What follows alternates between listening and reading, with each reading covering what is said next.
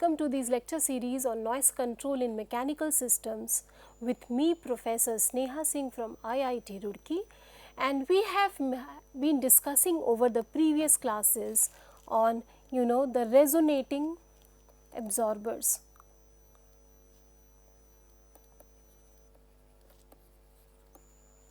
Sound absorbers. So, basically the absorbers which absorb the sounds by the means of resonance phenomenon. So, out of this we studied about the panel absorbers or the panel resonators and the Helmholtz resonators. So, let us today in this lecture solve some numerical problems based on these two resonators that we have studied. So, the very first problem is an acoustic panel with a mass of 2 kg and a surface area of 2 meters square and a thickness of 1 centimeter has to be hung from the ceiling of a building. So, this is a hung kind of a acoustic panel, and the mass, the thickness and the surface area of all these dimensions of this is being mentioned, and it has to be hung from the roof of the building. Okay. What should be the length of these cables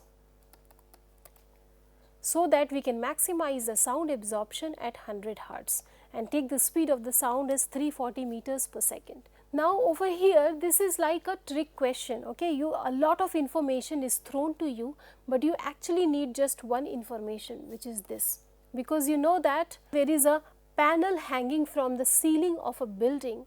What would be the optimum location of that panel, or what would be the optimum gap between the panel and the rigid boundary? So, when we were studying about these panel absorbers, I had introduced to you that at lambda by 4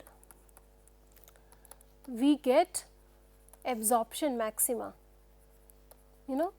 because any kind of room which is surrounded by these rigid boundaries, at the rigid boundary our acoustic particle velocity is going to be 0, that is the condition. So, here it has to be 0. So, whatever be the wave front like this, or so the first kind of maxima will occur at lambda by 4 distance. Okay, this is your full lambda. So, at lambda by 4 this particular distance you will get the first velocity maxima.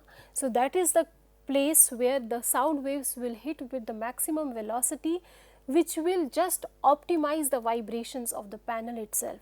So, the distance between a rigid boundary and any kind of panel, if it is kept at lambda by 4, there the absorption gets maximized. So, for a maximum absorption at 100 hertz, we need to maintain a lambda by 4 distance. And what is this distance here? Here you have got this roof panel and some cables which are sort of hanging it. So, the length of the cables should be equal to lambda by 4, okay, because that will decide the distance between the panel and the rigid roof. Okay. So, the length of the cables should be equal to lambda by 4 for the maximum absorption, and lambda is what? It is C by F into 4. C is 340 meters per second, and the frequency of interest is hertz or per second, and this multiplied by 4. So, we get 340 by 400 meters. If you solve this, you get 0.85 meters or 85 centimeter. This should be your length of the cables to maximize the absorption at 100 hertz. You do not need any other information for this question. Let us see the second problem here.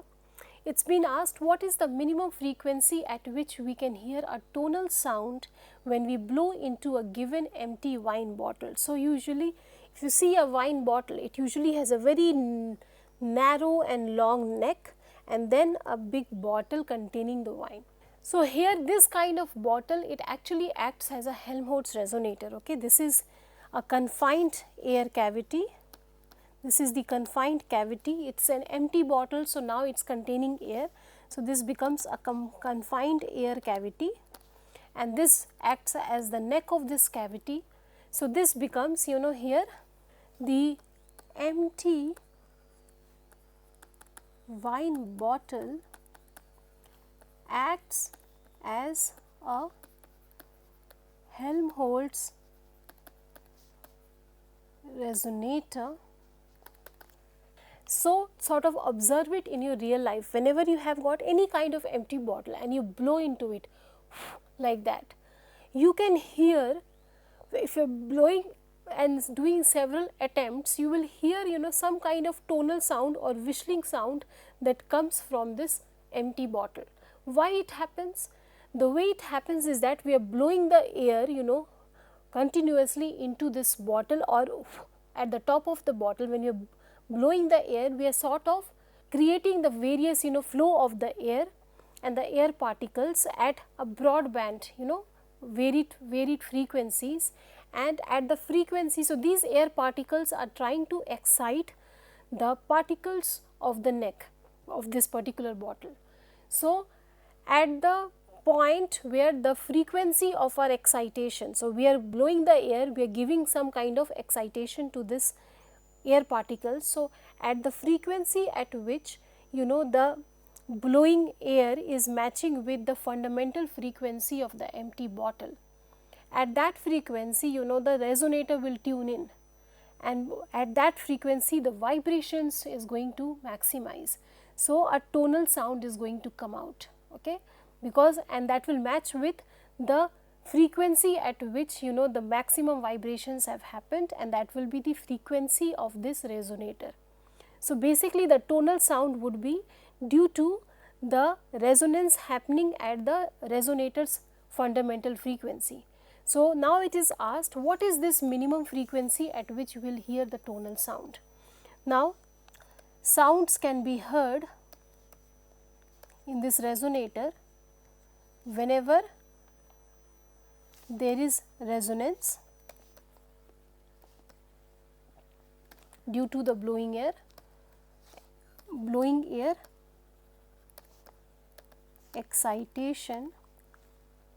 So, it could be at the fundamental frequency of the resonator and its further higher harmonics. So, this would be the minimum frequency. So, that is what has been asked. So, the minimum frequency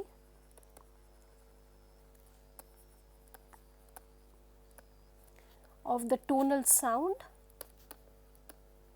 is simply the fundamental frequency of the Helmholtz resonator, which is this wine bottle, empty wine bottle here. So, this is going to be, the formula for this is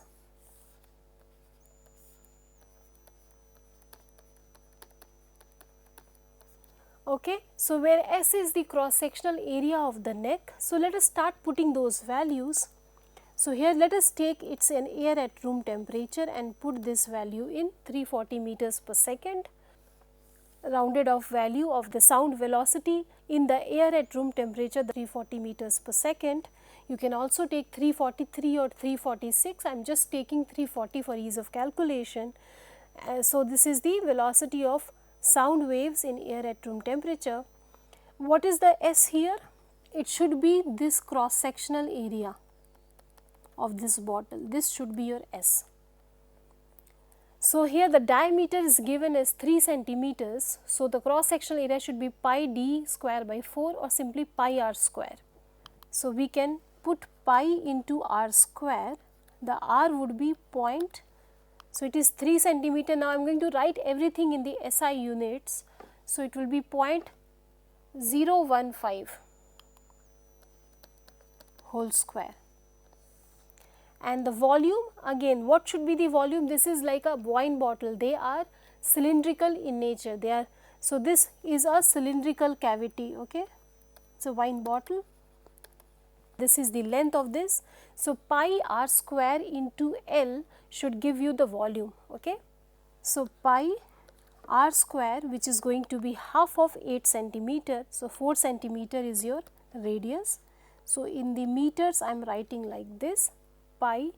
So, all of this is in SI unit, I am writing So, pi r square into L should give you the volume of this cylinder, L is this, and then the length of the neck is 8 centimeter, which I write here, plus 1.7 times of the radius of the neck, which is this. Okay.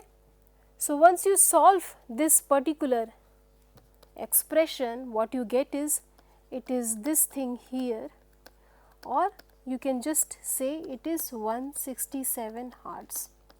So, as you can see here, with just a typical, this kind of bottle having very easy construction, you do not have any kind of very small dimensions or like that, just regular dimensions, and you are getting a very low frequency, absorption characteristic, you are getting, resonance at 167 hertz, which is a very low frequency. Let us see the third problem. So, here what we have is, we have got a fixed acoustic panel with some concealed air cavity, and it has a mass of 2 kgs and a thickness of 5 centimeter. It is in the form of a square of side. So, the panel is like a square of side 50 centimeters, and the speed of sound through the panel material is 2000 meters per second. So, first of all, what we have to find is, what is the minimum frequency where its absorption peaks. Okay. So, part A, let us solve this. So, here the minimum frequency where the absorption will peak should correspond to the fundamental frequency of the panel. So, both the panel resonator and the Helmholtz resonator, their absorption will be peaking at its fundamental frequency. So, the absorption always peaks at the natural frequency of these resonator and its successive integral multiples. Okay. So, the minimum frequency should be, so the minimum frequency for the peak absorption is same as the fundamental frequency, which is the first natural frequency of the panel. Now, this is a fixed kind of panel, this is not a hung panel, and an expression was given to you for this fixed panel frequency, and that was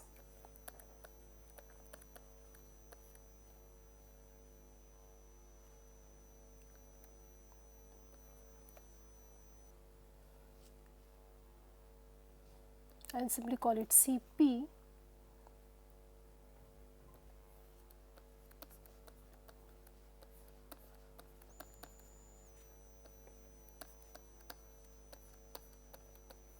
like this. So, here this is the speed of sound in the material of the panel, this is the thickness of the panel, and Lx and Ly are the dimensions along the x and the y axis. So, the two dimensions of the surface area of the panel. So, it is already given to us that the panel is in the form of a square of side 50 centimeter. So, which means that Lx and Ly are same, which is 50 centimeter, and h, which is the thickness of the panel, is given as 5 centimeters, and the C value for the panel is 2000 meters per second. So, all of this is given to us. Let us punch everything in SI units and solve for the frequency. So, what you will get is, so here because both Lx and Ly are same, so think about it, F minimum will occur when L is equal to 0 and M is equal to 1, or L is equal to 1 and M is equal to 0. So, one of them is 0 and the other one is 1, that is where we will get the first value. Okay. And as you keep increasing the L and M values, the frequencies will keep increasing. Okay. Because here both this and this value are same, it does not matter, any one of them can become 1 and we will get, and the other one is 0, we will get the very first frequency peak. So, let us see what happens when you put these values here, and then it is going to be 1 divided by 0.5 whole square. Okay. So, when you solve this, you will get somewhere this as your answer. So, this gives you the minimum frequency where the absorption due to the panel is going to peak. Okay, so that is our first. Now, you have been asked how will the absorption characteristic change if the panel thickness is doubled. Okay. Part B, how will this absorption characteristic change? Let us just examine the first three frequencies and see what happens. Okay. So, the very first frequency, we call it as F1, is this thing here. These are constant, only H is going to change. So, first scenario, we have original thickness, and here when thickness gets doubled, and we will see how the first three frequencies are changing. Some kind of Lx, here Lx and Ly are same, let us call them as L simply. So, 1 by L square, this is your first frequency. The second frequency is when both reach a value of 1, okay, and this is your second distinctive frequency, which is this value here, 2 by L square. Let us see the third frequency where one of them becomes 2, one of these L or M value becomes 2. So, L slash M becomes 2, whereas the other one stays as 1, as 0 actually. So, if one of them becomes 2 and the other one stays 0, what you will see?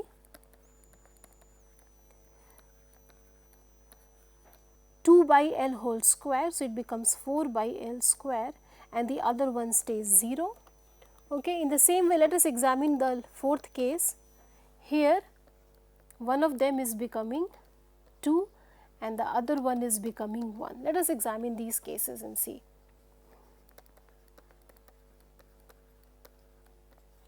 Four by L square plus 1 by L square, so you get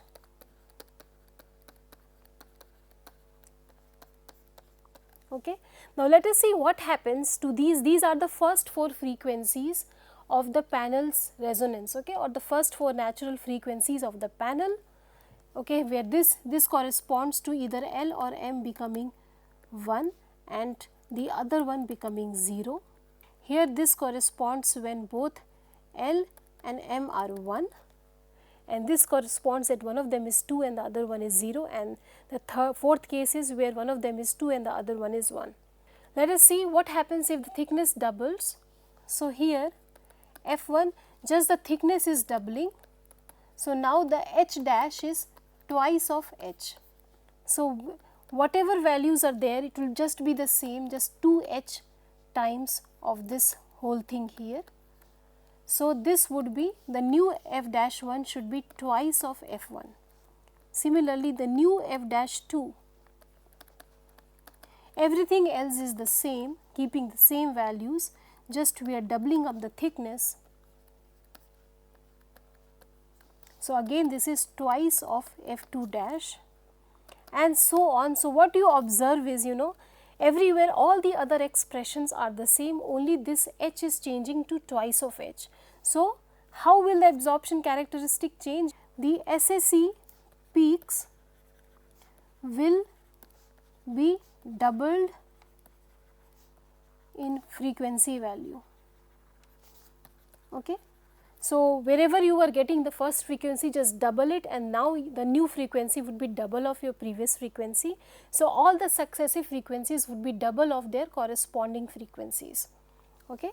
So, the same way F dash 3 should be double of this and F dash 4 should be double of F4.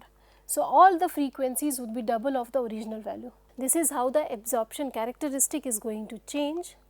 Let us see the third case. How will this absorption characteristic change if the panel is made as a rectangle of 50 cross 100 centimeter?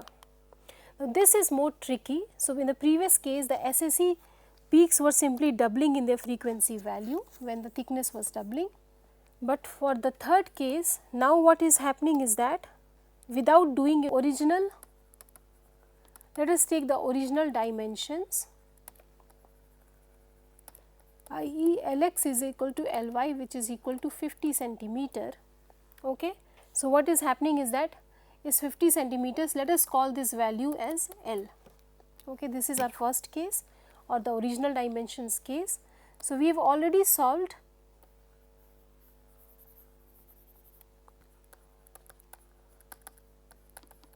we will call it as L. This is our first case. So, we have already solved for it in the previous example. Okay.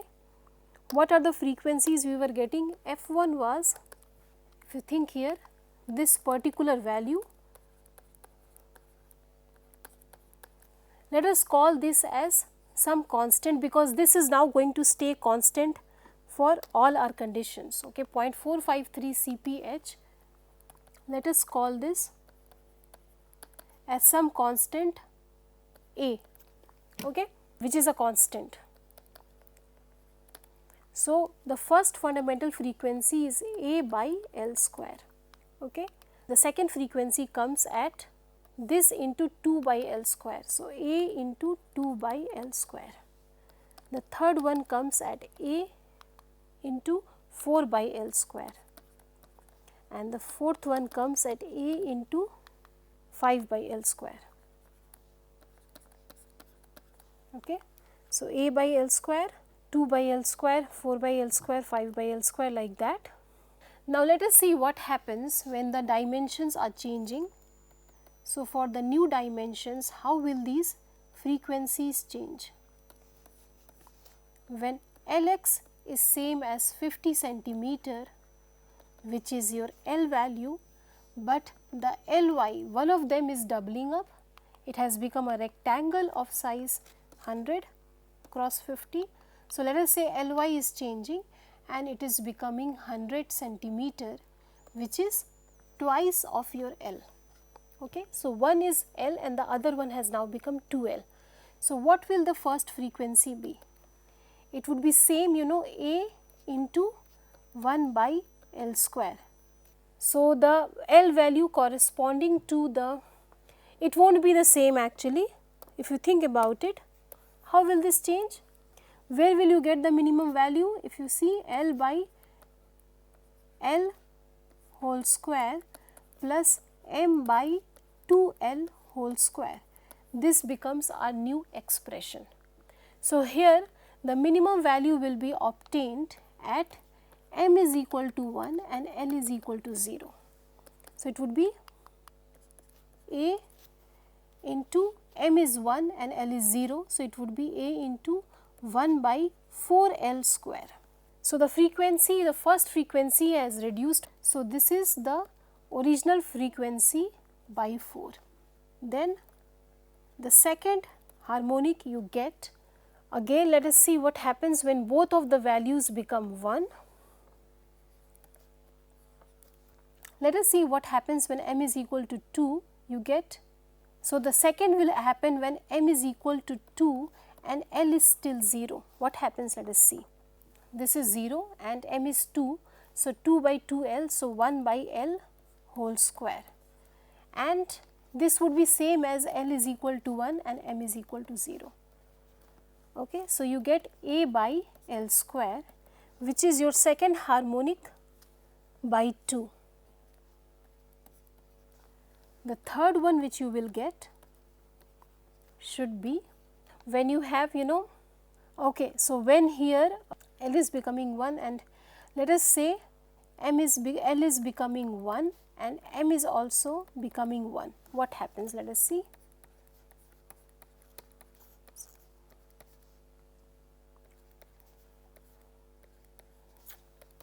So, it is 1 by L square plus 1 by 4L square. So, 4L 5, A times of 5 by 4L square. So, this is what? This is almost, okay. So, it is, this new frequency is how much? If you divide it by this, it's quite a bit, 5 by 4 and 4. So, it should be 5 by 4 by 4. So, sorry. Okay, so it should be 4 by 5 by 4, it should be 16 by 5. of the previous frequency. Sorry, the other way around, it should be 5/16 of the previous frequency.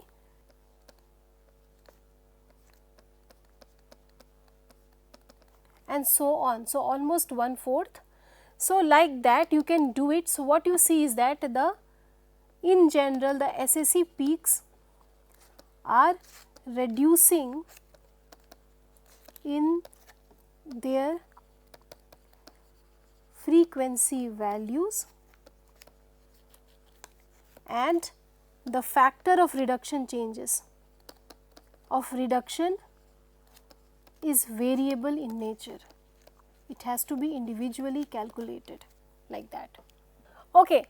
So, now let us come to the last problem of this lecture. You have got an array of Helmholtz resonator like this. This is your duct, and you have the side branches which are the Helmholtz resonator, and they are being used for this duct noise control. You have to find out its absorption characteristic. Now, usually in noise control, because you know that Helmholtz resonator has got the unique frequency, so we have sharp peaks at a particular frequency and then along its multiples. So, suppose you want to create a broadband absorption sometimes, or slightly widened absorption. Sometimes it is a practice that you know the noise control engineers, they line up an array of Helmholtz resonator with slightly varying kind of magnitudes, so that their individual frequencies are different but close by. So, the individual fundamental frequencies of each of these varying resonator is close by but different values. So, suppose the first frequency was coming here and the second frequency due to some other resonator was coming like this, and let us say due to the third resonator is like this. So, this is you know some resonator 1, resonator 2 and resonator 3 in the array with the varying dimensions, each of them having their unique kind of characteristic. Then when they are combined periodically, what results is that when these are combined periodically, the kind of overall thing which we get is something like this, like this. This is called as mode coupling or resonance coupling. So, what is happening is that the various peaks, they are combining together to give a unified peak where the magnitude of the absorption is being compromised, but the width is being broadened. So, here for the unified peak the magnitude goes down, but the width broadens up or increases. Okay. So, this is what you get. So, let us see the individual fundamental frequencies of these resonator 1, 2 and 3 and see how their individual peaks look like, and then we can guess a combined absorption characteristic. So, for HR1, what is the fundamental frequency for this one? Let us say we put the various values. So, we have been given these various dimensions. This is the volume of the cavity, this is the neck of the, this is the length of the neck, okay, and this is the diameter of the neck. So, these values are given for the different Helmholtz resonators. So, you can put it and find out the value. So, quickly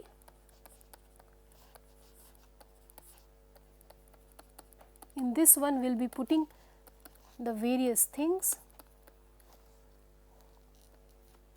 So, in the very first case, okay, so 0.07, so that is the diameter. So, the radius becomes 0.035. So, this becomes pi r square becomes your surface area, volume becomes, it is already directly given to you 0.001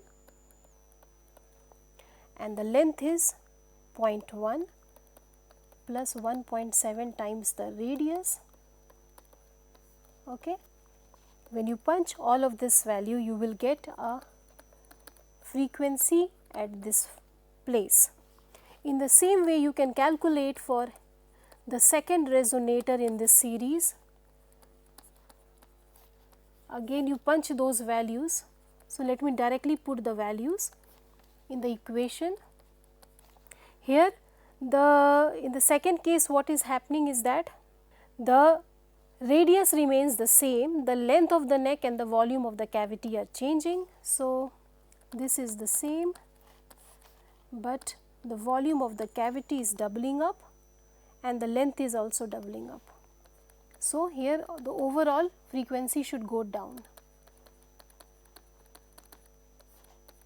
So, here if you calculate this, this is what you will get.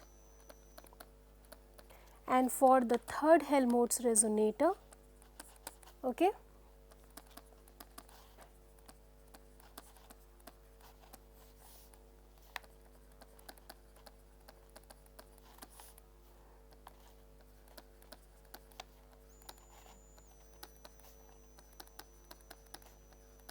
like that, okay, 0.02 and 0.002, then 0.03 and 0.003, 0.3 and 0.003. So, if you calculate this, this is the value you should be getting.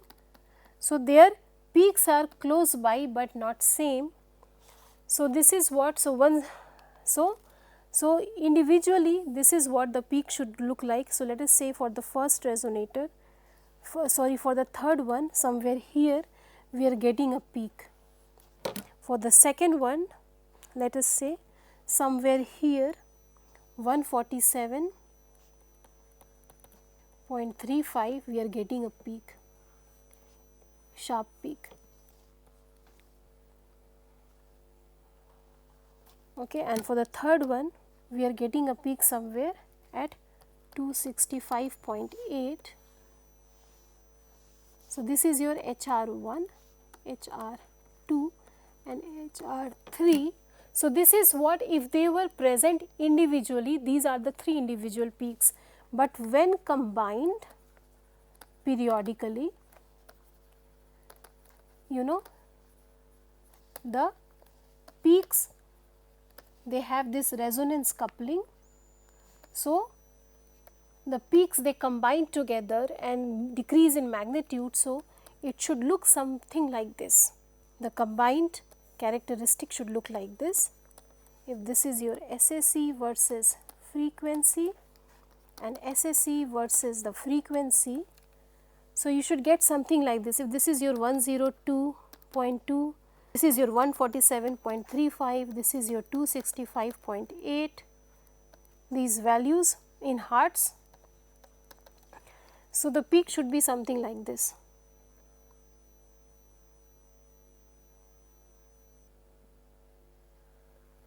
Like this, you can say something like this.